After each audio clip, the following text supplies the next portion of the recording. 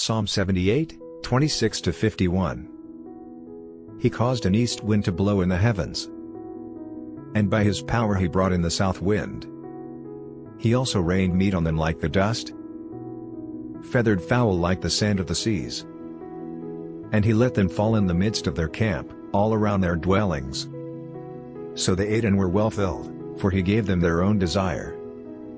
They were not deprived of their craving, but while their food was still in their mouths, the wrath of God came against them, and slew the stoutest of them, and struck down the choice men of Israel. In spite of this they still sinned, and did not believe in his wondrous works. Therefore their days he consumed in futility, and their years in fear. When he slew them, then they sought him, and they returned and sought earnestly for God. Then they remembered that God was their rock, and the Most High God their Redeemer. Nevertheless they flattered him with their mouth, and they lied to him with their tongue. For their heart was not steadfast with him, nor were they faithful in his covenant. But he, being full of compassion, forgave their iniquity, and did not destroy them.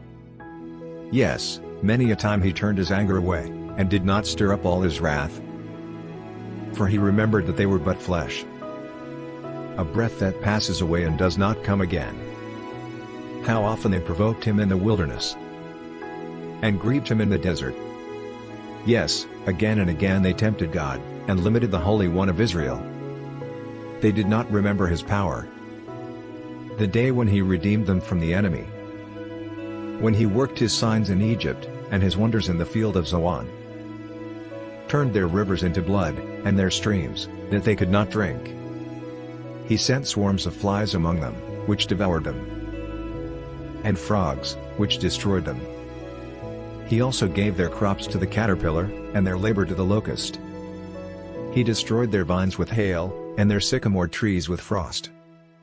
He also gave up their cattle to the hail, and their flocks to fiery lightning.